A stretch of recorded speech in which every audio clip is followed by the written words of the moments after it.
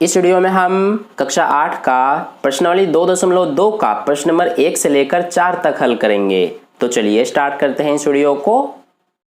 तो देखिए dear students, प्रश्न नंबर 1 में हमसे क्या कहा गया है, अगर आपको किसी संख्या से 1/2 घटाने और परिणाम को 1/2 से गुणा करने पर 1/8 प्राप्त होता है तो वह संख्या क्या है। तो देखिए इसका सॉल्यूशन हम कैसे करेंगे। जब भी आपके पास इस तरह का प्रश्न होता है तो उसका हल करने के लिए हम क्या करते हैं कि जो हमसे पूछा जाता है उसी को हम सबसे पहले मान लेते हैं। तो यहाँ पर हमसे पूछा गया है वह संख्या क्या है, तो इसी को हम सबसे पहले मानेंगे। तो यहाँ पर लिखेंगे हम कि माना वह संख्या, इसको हम क्या मान लेंगे, ये हम मान लेंगे x है। यानी कि जो संख्या हमसे पूछा गया है उसको हमने x मान लिया। अब देखिए हम आगे क्या करेंगे, यहाँ पर अब हम करेंगे प्रश्नानुसार, यानी कि प्रश्न में जो हमें कहा गया है उसके अनुसार अब हमें करते जाना है। तो देखिए हमें कहा गया है कि अगर आपको किसी संख्या से 1/2 घटाने, तो देखिए वह संख्या हमने x माना है, यानी कि हम x में से क्या करेंगे 1/2 को घटा देंगे, क्योंकि हमें कहा गया है कि 1/2 घटाने। तो यहाँ पर हमने 1/2 घटा दिया और आगे हमें कहा गया है कि परिणाम को 1/2 से गुणा करने पर, यानी कि जो हमारा घटाने के बाद ये आया है इसको 1/2 से गुणा करने पर, तो ये हमने गुणा कर दिया इसको। तो हमें कहा गया है कि 1/8 प्राप्त होता है, यानी कि इसको हमने जब गुणा किया तो हमें क्या प्राप्त होता है 1/8। तो वो हमारा क्या होगा, बराबर के इस तरफ आएगा, ठीक है, क्योंकि इसको गुणा करने पर हमारा ये आ रहा है 1/8, इसीलिए बराबर के इधर आएगा। तो इस तरह से अब हमसे पूछा गया है कि वह संख्या क्या है, यानी कि हमें इस x का मान निकालना है। तो देखिए ये हम कैसे निकालेंगे, सबसे पहले ये तो हमारा एज इट इज आ जाएगा x माइनस 1/2। इस गुणा में जो 1/2 है इसको हम इधर भेजेंगे, तो देखिए ये हो जाएगा 1/8।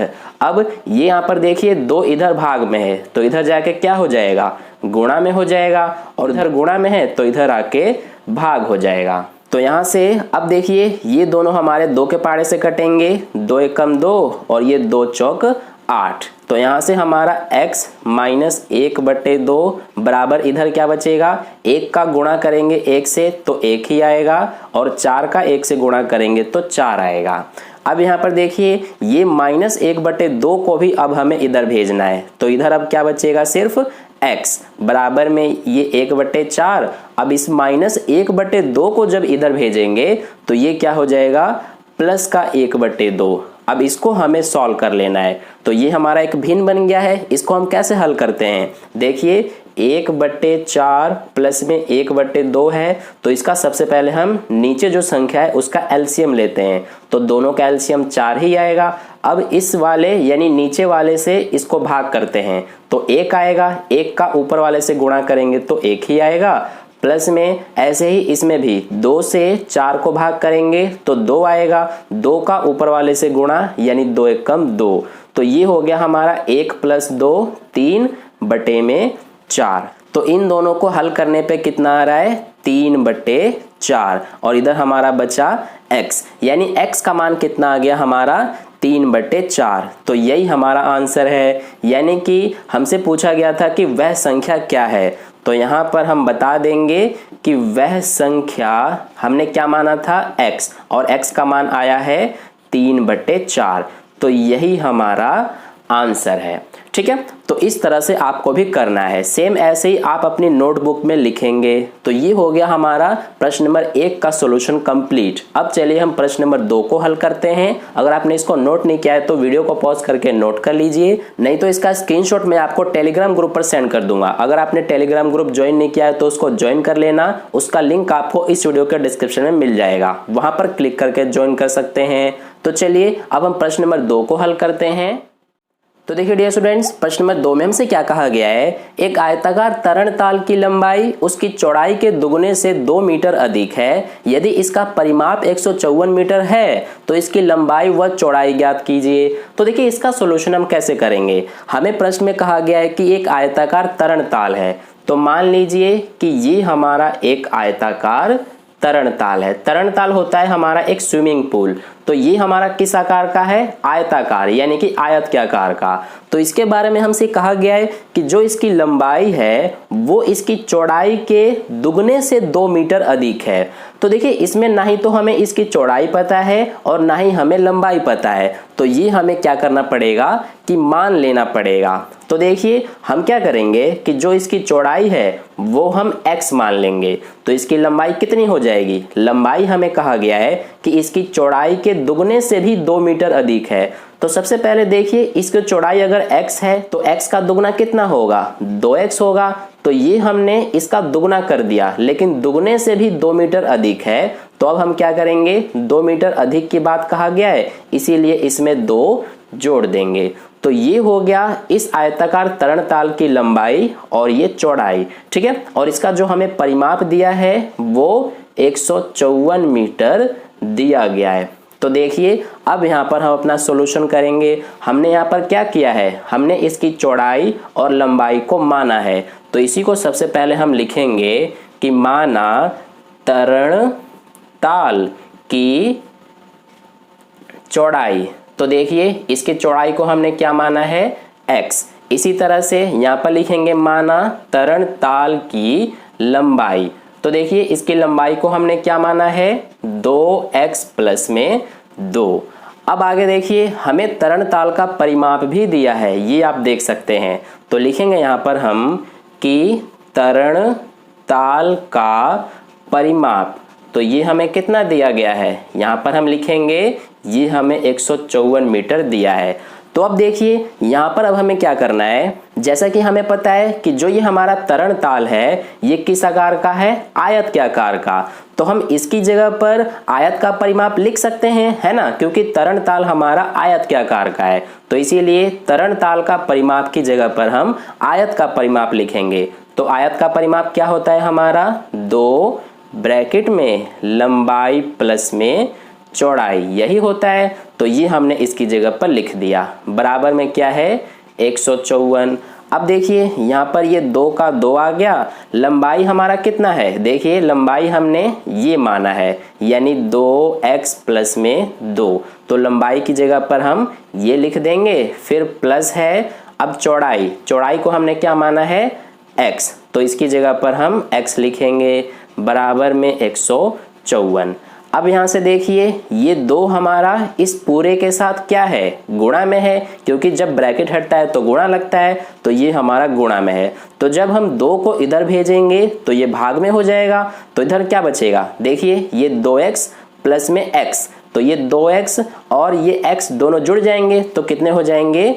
3x प्लस में 2 बराबर 154। और 2 को इधर हमने भेजा था तो ये हो गया भाग में।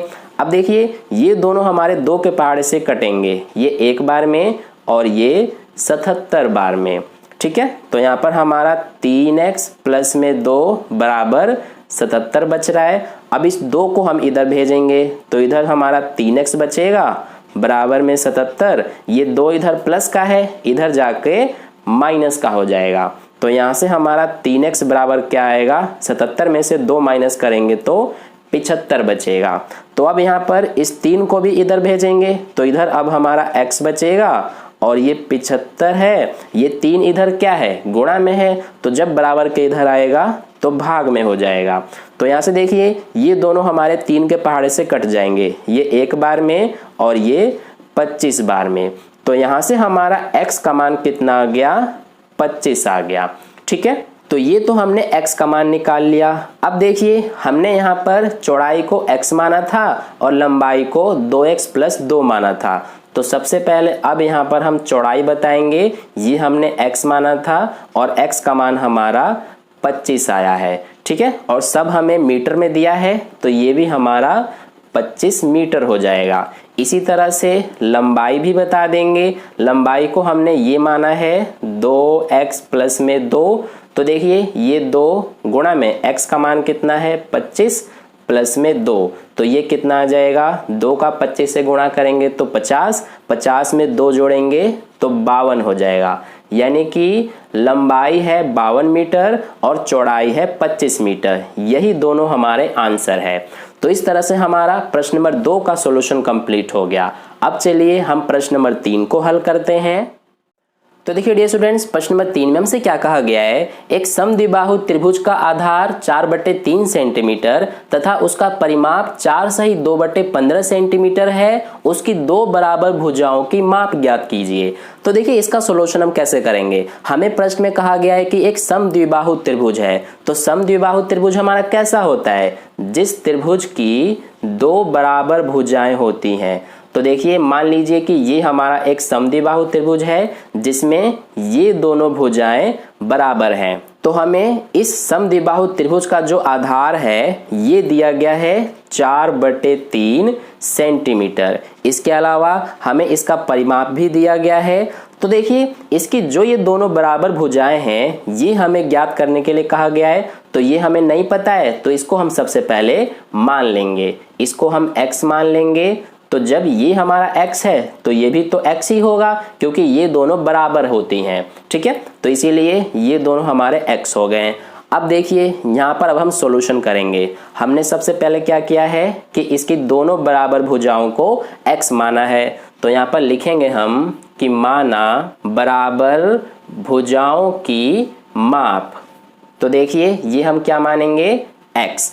अब देखिए यहाँ पर जो हमें त्रिभुज है उसका परिमाप दिया गया है, तो लिख लेंगे त्रिभुज का परिमाप। अब ये हमें कितना दिया है, ये दिया गया 4 सही 2/15। तो देखिए अब यहाँ पर हम इसका सॉल्यूशन कैसे करेंगे। यहाँ पर क्या है, त्रिभुज का परिमाप। तो त्रिभुज का परिमाप क्या होता है, इसके तीनों भुजाओं का योग। तो देखिए तीनों भुजाएं क्या क्या है, पहली है हमारी ये वाली जो कि 4/3 सेंटीमीटर है, तो ये हम लिखेंगे 4/3 प्लस में दूसरा क्या है x, तो ये लिखेंगे प्लस में, तीसरा भी x ही है। और इसके बाद बराबर में क्या है, ये देखिए ये सबसे पहले मिश्रित भिन्न में है तो इसको हम साधारण भिन्न में बदल लेंगे। तो कैसे बदलते हैं, 4 का 15 से गुणा करते हैं तो ये 60 हो जाएगा और ऊपर वाले में जोड़ देते हैं तो ये हो जाएगा हमारा 62/15। अब देखिए यहाँ से हम क्या करेंगे, ये हमारा यहाँ पर x प्लस x 2x हो जाएगा और ये जो 4/3 है इसको हम इधर भेज देंगे। तो इधर ये प्लस में है, बराबर के इधर जाएगा तो क्या हो जाएगा माइनस में। तो ये हम लिख देंगे माइनस में 4/3। अब देखिए यहाँ पर इसको हमें सॉल्व कर लेना है तो इसको हम सॉल्व कर लेते हैं। ये हमारा 62/15 है माइनस में 4/3 है। तो सबसे पहले हम नीचे वालों का एलसीएम लेते हैं। तो 15 और 3 का एलसीएम लेंगे तो 15 ही आएगा। अब इस 15 से इसको भाग करते हैं तो 1 आएगा, 1 का ऊपर वाले से गुणा करेंगे तो 62 ही आएगा। फिर माइनस है तो माइनस, ऐसे ही इसमें भी 3 से 15 को भाग करेंगे तो 5 आएगा, 5 का ऊपर वाले से गुणा करेंगे तो 20। अब देखिए 62 में से 20 घटाएंगे तो 42 बचेगा, नीचे क्या है 15। तो ये आ रहा है हमारा सॉल्व करने पर। अब यहाँ पर ये तो एज इट इज आ जाएगा बराबर में, इसको सॉल्व करने पर हमारा ये आया है यानी कि 42/15। तो अब देखिए इस 2 को भी अब हमें इधर भेजना है तो इधर बच जाएगा x बराबर में 42/15 और 2 इधर गुणा में है, बराबर के इधर आएगा तो क्या हो जाएगा भाग में हो जाएगा। तो अब देखिए ये दोनों कट जाएंगे 2 के पहाड़े से, ये 1 बार में और ये 21 बार में। अब ये दोनों भी कटेंगे हमारे, ये दोनों हमारे 3 के पहाड़े से कटेंगे, ये 3 सत्ते 21 और ये 3 पंजे 15। तो यहाँ से देखिए हमारा x का मान कितना आ गया, ये 7 में ये हमारा 5। तो x का मान हमारा 7/5 आ गया। तो देखिए अब हमने x क्या माना था, बराबर भुजाओं की माप, यानी कि जो ये हमारा त्रिभुज है इसके दोनों बराबर भुजाएं कितने कितने की हैं 7/5 की, यानी कि ये भी 7/5 और ये वाला भी 7/5। तो यहाँ पर अब हम लिख लेते हैं बराबर भुजाओं की माप। तो देखिए ये हमने x माना था और x का मान हमारा 7/5 आया है और ये हमें सेंटीमीटर में दिया है तो ये भी हमारा सेंटीमीटर में ही होगा, ठीक है। तो ये हो गया हमारा आंसर तीसरे प्रश्न का। अब चलिए हम प्रश्न नंबर 4 को हल करते हैं। तो देखिए डियर स्टूडेंट्स, प्रश्न नंबर 4 में हमसे क्या कहा गया है, दो संख्याओं का योग 95 है। यदि एक संख्या दूसरे से 15 अधिक है तो दोनों संख्याएं ज्ञात कीजिए। तो देखिए इसका सॉल्यूशन हम कैसे करेंगे। जैसे कि मैंने आपको पहले बताया था कि जो हमसे प्रश्न में पूछा जाता है उसी को हम मान लेते हैं। तो यहाँ हमसे पूछा गया है दोनों संख्याएं, तो इसको हम मान लेंगे। तो यहाँ पर हम लिखेंगे माना। अब देखिए प्रश्न में हमें कहा गया है कि दो संख्याएं हैं, तो सबसे पहले हम जो पहली संख्या है उसको मान लेंगे। तो लिखेंगे माना पहली संख्या, तो इसको हम क्या मानेंगे, x मानेंगे। इसी तरह से जो दूसरी संख्या है उसको भी मानेंगे, तो लिखेंगे माना दूसरी संख्या। तो देखिए इसको हम क्या मानेंगे, हमें प्रश्न में कहा गया है कि यदि एक संख्या दूसरी से 15 अधिक है, यानी कि जो इन दोनों संख्याओं में से एक जो संख्या है वो दूसरी से 15 अधिक है। तो देखिए एक संख्या अगर हमारा ये x है तो दूसरी कितनी होगी, इससे 15 अधिक कहा गया है, तो इसमें हम 15 जोड़ देंगे। तो ये हमारी इससे 15 अधिक हो गई। ठीक है, अब देखिए हमें कहा गया है कि दोनों संख्याओं का योग 95 है। तो यहाँ पर सबसे पहले अब हम प्रश्नानुसार करेंगे, यानी कि जो हमें प्रश्न में कहा गया है उसके अनुसार। तो हमें कहा गया है कि दोनों संख्याओं का योग 95 है। तो पहली संख्या हमारा x है और दूसरी क्या है, x प्लस 15।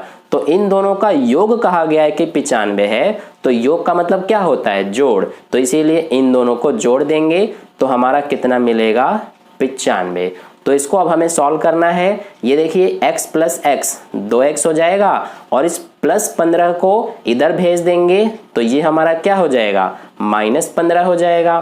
तो यहाँ से 2x बराबर 95 में से 15 घटाएंगे तो ये हमारा कितना बचेगा, 80। अब यहाँ से इस 2 को भी इधर भेजेंगे तो इधर बचेगा x बराबर में ये 80, ये 2 इधर गुणा में है, इधर आके भाग हो जाएगा।